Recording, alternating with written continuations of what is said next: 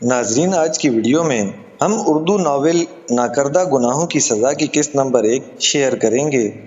امید ہے کہ یہ ویڈیو بھی آپ کو پسند آئے گی۔ تو چلیں بغیر دیر کیے ویڈیو کو شروع کرتے ہیں۔ بادل بہت تیز گرج رہے تھے۔ بادلوں کی گن گرج کے ساتھ بجلی بھی چمک رہی تھی۔ آسمان پہ ایک عجب سا شور برپا تھا۔ ایسے میں اس کا نازک سا وجود بادلوں کی کڑگڑاہٹ کے ساتھ لرز سا جاتا۔ اس کی کالی سیاہ ہرنی جیسی آنکھوں میں بے تحاشا خوف پنہاں تھا، جو اس کے پورے وجود کو اپنی گرفت میں لیے ہوئے تھا۔ اس کے سیاہ خمدار بال اس کی پشت پہ بکھرے تھے، جو اس کے سوگوار حسن کو ایک الوہی خوبصورتی عطا کر رہے تھے۔ گلابی رنگت خوف سے سفید پڑ چکی تھی۔ وہ ہال کے کونے میں پڑے صوفے پہ سکڑی سمٹی بیٹھی تھی۔ باہر بارش شروع ہو چکی تھی اور اندر اس کی آنکھوں سے ساون برس رہا تھا۔ وہ گھر میں اکیلی تھی اور پورے گھر میں گھپ اندھیرا چھایا تھا۔ اس کا دل کسی پتے کی مانند لرز رہا تھا۔ وہ اس وقت بیٹھی اپنے رب سے صرف اپنی موت کی دعائیں مانگ رہی تھی، کیونکہ وہ تھک چکی تھی اس زندگی سے۔ اسے جینے سے آسان موت لگنے لگی تھی۔ کب تک وہ سب کو اپنی بے گناہی کا یقین دلائے؟ کوئی اس کی بات پہ یقین کرنے کو تیار ہی نہیں تھا۔ اسے اس کے ناکردہ گناہوں کی سزا مل رہی تھی، ایسا گناہ جو اس نے کبھی کیا ہی نہیں تھا، مگر پل پل اس کی سزا کاٹ رہی تھی۔ لبوں پہ قفل تھا، مگر آنکھیں چیخ چیخ کے اپنی روداد سنا رہی تھیں۔ اس نے کی ہول میں چابی ڈال کے گھمائی تو دروازہ بنا کسی آواز کے کھلتا چلا گیا۔ اندر موت کا سا اندھیرا چھایا تھا۔ ہاتھ کو ہاتھ سجائی نہ دے رہا تھا۔ وہ جانتا تھا وہ اکیلے میں ڈر رہی ہوگی، اس لیے جان بوجھ کے گھر دیر سے آیا تھا۔ وہ اسے اذیت دینے کی ہر ممکن کوشش کرتا تھا۔ وہ کام کرتا جس سے اسے تکلیف پہنچے، مگر اس نازک سی گڑیا نے بھی برداشت کرنے کی حد کر دی تھی۔ وہ اس کے تمام مظالم چپ چاپ سہے جا رہی تھی۔ وہ چاہے اس سے جتنی بھی نفرت کرتا تھا، مگر وہ تو اس سے پیار کرتی تھی نا۔ وہ اس کے سر پہ کھڑا اسے خونخوار نظروں سے گھور رہا تھا۔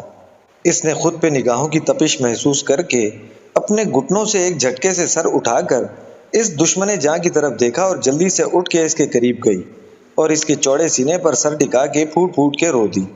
کہاں تھے آپ؟ مجھے بہت ڈر لگ رہا تھا۔ وہ اس کی شرٹ کو مٹھیوں میں بھینچے زاروں قطار رو رہی تھی اور وہ چہرے پہ سرد مہری لیے کھڑا تھا۔ اس نے اس کا بازو پکڑ کر خود سے دور کرنے کی کوشش کی، مگر وہ دور نہیں ہوئی اور ویسے ہی روتی رہی۔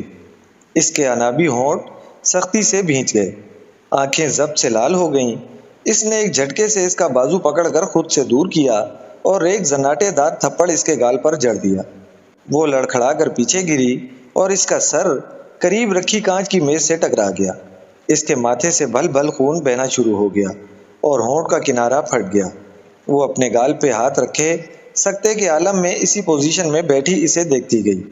آنسو آنکھوں سے باہر نکلنے کا راستہ بھول گئے۔ اس نے آگے بڑھ کر اس کے بالوں کو بے دردی سے اپنی مٹھیوں میں دبوچ کر اپنے سامنے کھڑا کیا۔ وہ بھی بے جان لاشے کی طرح ایک ہی جھٹکے میں کھڑی ہو گئی۔ وہ آئینے کے سامنے کھڑی اپنے سجے سنورے روپ کو دیکھ رہی تھی۔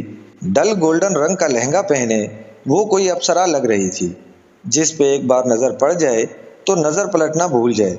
وہ آئینے کے سامنے محویت سے کھڑی خود کو دیکھ رہی تھی۔ خود کو منچاہے شخص کے حوالے سے دیکھنا اسے ایک الگ ہی احساس بخش رہا تھا۔ آج اس نے اس شخص کے تمام حقوق اپنے نام لکھوا لیے تھے، جسے اس نے دل کی گہرائیوں سے چاہا تھا۔ نکاح نامے پہ سائن کرتے ہوئے اس نے ایک بار نظر اٹھا کر اپنے ماں باپ کی طرف دیکھا تھا، جو چہرے پر ناراضگی لیے کھڑے تھے۔ اس نے اپنے ماں باپ کو ناراض کر کے اپنے لیے خوشیاں خریدی تھیں۔ نکاح نامے پہ سائن کرتے ہوئے اس کے ہاتھ کپ کپائے تھے، مگر اس نے یہ سوچ کر خود کو تسلی دی کہ اس کے ماں باپ اس سے پیار کرتے ہیں، ایک نہ ایک دن مان ہی جائیں گے۔ کوئی اس کے روم کی کھڑکی پہ آہستہ آہستہ دستک دے رہا تھا۔ وہ جو کھڑی اپنے دوپٹے کی پنوں سے الجھ رہی تھی، پلٹ کے اچھمبے سے کھڑکی کی طرف دیکھا۔ اس نے جا کے کھڑکی کھولی تو اس کے منہ سے بے اختیار چیخ نکلی، لیکن اس سے پہلے ہی کسی نے آگے بڑھ کر اس کی چیخ کا گلا گھونٹ دیا۔ پاگل ہو تم کیا؟ میں ہوں، کیوں چلا رہی ہو؟ اس کے منہ پہ ہاتھ رکھے اسے دیوار سے لگائے کھڑا تھا۔ تم نے ڈرا دیا مجھے ارحان۔ فجر نے غصے سے اپنے منہ سے اس کا ہاتھ ہٹایا جبکہ وہ دنیا جہاں کی محبت اپنی آنکھوں میں سمائے پرشوق نگاہوں سے اس کی طرف دیکھ رہا تھا۔ دور ہٹو، فجر نے اس کی نظروں سے خائف ہو کر اس کے سینے پہ ہاتھ رکھ کر اسے پیچھے دھکیلا، مگر وہ اپنی جگہ سے ٹس سے مس نہ ہوا۔ ڈر لگ رہا ہے مجھ سے؟ ارحان نے اس کے گلابی ہوتے عارض اپنے ہاتھ کی پشت سے چھوتے ہوئے پوچھا۔ میں کیوں ڈروں گی تم سے؟ ڈرنا تو تمہیں چاہیے، اگر بابا آ گئے نا تو تمہاری خیر نہیں۔ فجر نے اسے ڈرانا چاہا، جس پہ وہ بے اختیار ہنستا چلا گیا۔ میں تمہیں ڈرا رہی ہوں اور تم ہنس رہے ہو؟ فجر نے اس کے ہنسنے سے خائف ہو کر شرمندگی سے کہا۔ میں اپنی بیوی کے کمرے میں ہوں، اس میں ڈرنے والی کون سی بات ہے؟ ارحان اس کے پاس سے ہٹ کر الٹے قدموں چلتا ہوا جا کے بیڈ پہ گر گیا۔ ابھی نکاح کے چند گھنٹے ہی گزرے ہیں اور تم تو روب جمانے لگے۔ فجر نے کمر پہ ہاتھ رکھ کے لڑاکا عورتوں کی طرح کہا۔ روب نہیں میری جان، حق جتا رہا ہوں، ارحان نے اسے اپنی نظروں کے حصار میں لیتے ہوئے کہا۔ ارحان تم جاؤ یہاں سے، کوئی آ جائے گا۔ فجر نے اس کی بات کو نظر انداز کر کے اس کا ہاتھ پکڑ کر اسے اٹھانا چاہا۔ پہلے تم مجھے آپ بولو۔ ارحان نے اس کا نازک سا ہاتھ اپنے ہاتھوں کی مضبوط گرفت میں لیتے ہوئے ایک معصوم سی خواہش کا اظہار کیا۔ میں تمہیں آپ کیوں بولوں؟ فجر نے اسے گھور کے دیکھا، جیسے اسے اس کی دماغی حالت پہ شبہ ہو رہا ہو۔ کیونکہ شوہر ہوں یار تمہارا۔ ارحان نے اس کا ہاتھ کھینچ کر اپنے برابر میں بٹھاتے ہوئے کہا۔ کتنا عجیب لگے گا تمہیں آپ بولنا، فجر نے منہ بناتے ہوئے کہا۔ مت بولو، میں بھی یہیں لیٹا ہوں، ارحان آنکھیں مونتے ہوئے بولا۔ اف ارحان کتنے ضدی ہو تم، کبھی کبھی بالکل بچوں جیسی حرکتیں کرتے ہو، فجر نے غصے سے کہا، مگر اس پہ کوئی اثر نہیں ہوا اور وہ ویسے ہی آنکھیں موندے لیٹا رہا۔ فجر نے ایک ٹھنڈی سانس بھر کر اسے دیکھا۔ ارحان آپ جائیں یہاں سے پلیز، فجر نے ایک ایک لفظ چبا کر کہا۔ ارحان نے جھٹ سے آنکھیں کھول کر اسے دیکھا۔ ایک بار پھر سے کہو، اندازے دیوانگی لیے ہوئے تھا۔ نہیں بس ایک بار بول دیا نا، ساتھ ہی فجر نے ہاتھ پکڑ کر اٹھایا اور کھڑکی کی طرف دھکیلا۔ میں دروازے سے جاؤں گا، ارحان نے اس کے خطرناک ارادوں کو دیکھتے ہوئے کہا۔ آئے کہاں سے تھے؟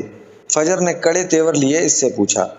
کھڑکی سے، ارحان نے معصومیت سے کھلی کھڑکی کی طرف اشارہ کر دیا۔ تو اب بھی وہیں سے جاؤ گے؟ فجر نے اس کا بازو پکڑ کر اس کا رخ کھڑکی کی طرف کیا۔ کتنی ظالم ہو یار، اپنے نئے نویلے شوہر کو ایسے بندروں کی طرح کھڑکی سے باہر بھیجو گی؟ ارحان نے نیچے جھانکتے ہوئے کہا۔ اس کی بات پہ فجر کھلکھلا کے ہنس پڑی۔ ارحان نے گردن ترچھی کر کے اس کی طرف دیکھا۔ اس کے لیے سب سے قیمتی فجر کی مسکراہٹ ہی تو تھی۔ وہ ہنسی تو اس کی آنکھیں بھی ہنستی تھیں۔ تو کس نے کہا تھا میرے نئے نویلے شوہر کو کہ ایسے بندروں کی طرح پائپ پہ چڑھ کے آئے؟ فجر نے بمشکل اپنی ہنسی روکتے ہوئے اسی کے انداز میں کہا۔ میں تو انسانوں کی طرح دروازے سے ہی آ رہا تھا، لیکن تمہارے ابا حضور راستے میں ہی مل گئے اور آنکھوں سے شعلے بھر کے مجھے دیکھنے لگے۔ بس پھر میں بھی الٹے قدموں واپس پلٹا اور یہاں سے آ گیا۔ ارحان نے ساری کہانی سنا کر اپنا فرضی کالر اونچا کیا۔ میرے ابا حضور تمہارے بھی کچھ لگتے ہیں۔ فجر نے ایک زوردار مکہ اس کے کندھے پہ جڑا، جس پہ وہ کراہ کے رہ گیا۔ ارحان پائپ کے ذریعے نیچے اترنے لگا۔ فجر نے جھانک کے اسے دیکھا۔ اور ہاں، سیدھے اپنے روم میں جانا، اپنے آوارہ دوستوں میں مت جانا، پھر تو واقعی میرے ابا حضور سے تمہیں کوئی نہیں بچا سکتا، فجر نے اسے وارن کیا، جس پہ ارحان کا کہکہا بے ساختہ تھا۔ عابدہ بیگم اپنے تینوں بیٹوں کے ساتھ شہر کے ایک پوش علاقے میں رہائش پذیر تھی۔